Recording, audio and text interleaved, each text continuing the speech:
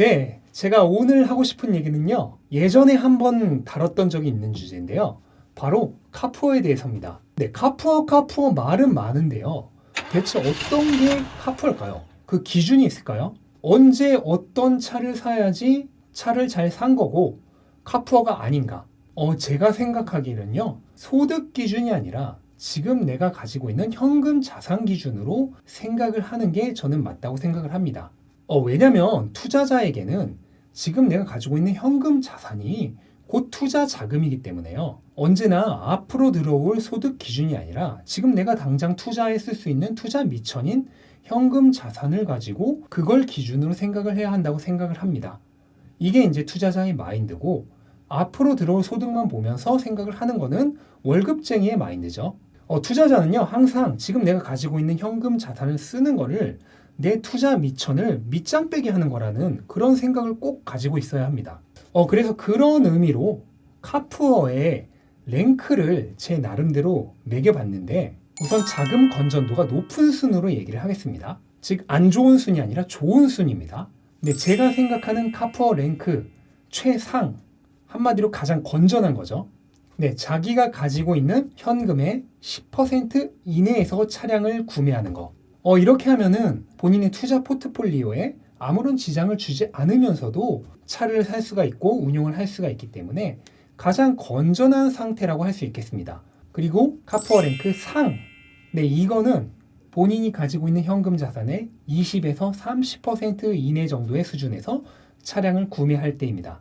물론 내 투자 자산이 많이 깎이기는 하겠지만 그래도 본인이 정말 구매하고 싶은 차가 있다면요. 충분히 생각 가능한 수준의 범위입니다. 우리가 사실 언제 죽을지 모르잖아요. 그렇기 때문에 저는 이 정도는 충분히 건전한 수준에서 차량을 구매하는 거라고 생각을 해요. 그리고 카푸어 랭크 중상. 네, 이거는 본인의 현금 50% 정도 수준에서 차량을 구매하는 겁니다. 물론 내가 지금 당장 운용할 수 있는 현금 절반을 뺀다고 해도 나의 투자 포트폴리오는 얼마든지 투자를 할 수는 있지만 그래도 생각을 잘 해야 됩니다. 왜냐하면 어쨌든 내가 가지고 있는 투자 자금의 반이 사라지는 거잖아요. 그렇기 때문에 여기서부터는 본인이 본인의 가치관에 맞춰서 좀 생각을 깊게 해볼 필요가 있는 수준입니다. 그리고 카푸어 랭크 중. 이거는 본인이 가지고 있는 현금의 70에서 80% 정도 선에서 차량을 구매하는 겁니다. 일단은 이 정도면 투자자로서는 실격이죠. 왜냐면 그렇게 하고 나면은 더 이상 투자를 할 수 있는 자금이 별로 남아있지 않잖아요. 하지만 어쨌든 차량 자체는 현금으로 다 구매를 할 수가 있고 운용 자체도 문제가 없기 때문에 당장 흔히 말하는 먹고 사는 데는 지장이 없는 수준이죠. 여기까지는 좀 카푸어라고까지는 할 수가 없는 수준이라고 생각을 해요. 단지 이제 투자자로서 실격일 뿐이지 카푸어는 아니다. 저는 그렇게 생각을 합니다. 그리고 카푸어 랭크 중하. 네, 요거는 본인이 가지고 있는 현금을 거의 다 몽땅 털어서 차량을 구매할 때의 얘기입니다. 네, 저는 여기서부터 이제 카푸어라고 생각을 해요. 왜냐면 현금 있는 걸 다 끌어모아서 썼기 때문에 더 이상 남아있는 현금은 하나도 없고 당연히 투자도 불가능하고요. 앞으로 운용을 하는 데 있어서도 차량 유지비나 운용비가 계속 드는데 그 비용도 계속 새로 들어오는 소득에서 다 충당을 해야죠. 그렇기 때문에 여기서부터 이제 슬슬 돈을 모으기가 힘들어지는 카푸어의 단계에 진입을 하는 겁니다.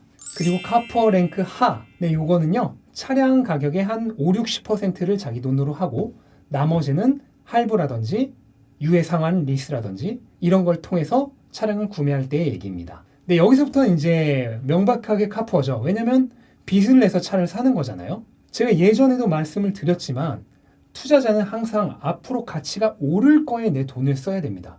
근데 차량은 구매하는 순간부터 가치가 떨어지는 자산이죠.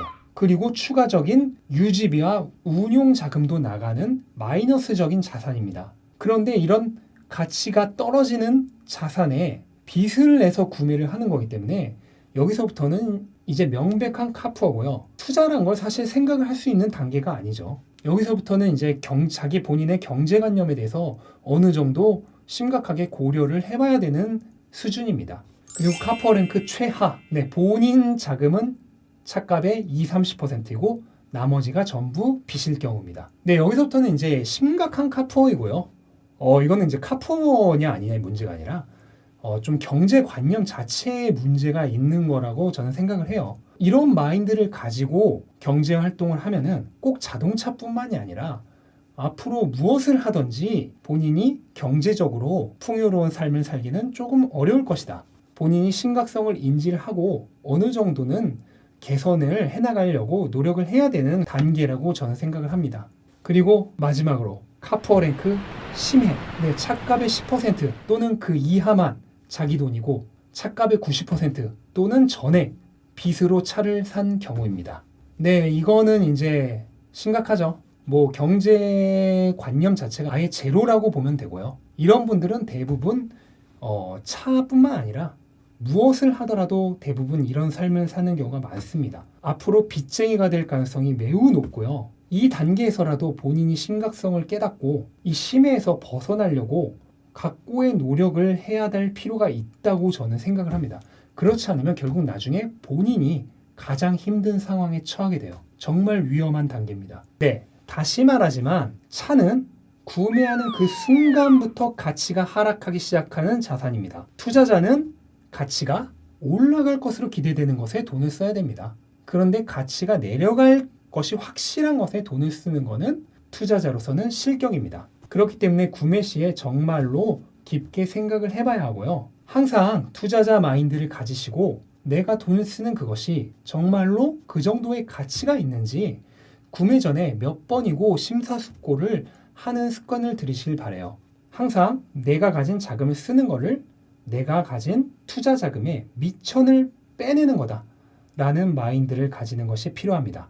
네, 오늘 영상 도움되셨다면 구독과 좋아요 부탁드리고요. 앞으로도 더 좋은 영상으로 찾아뵙겠습니다.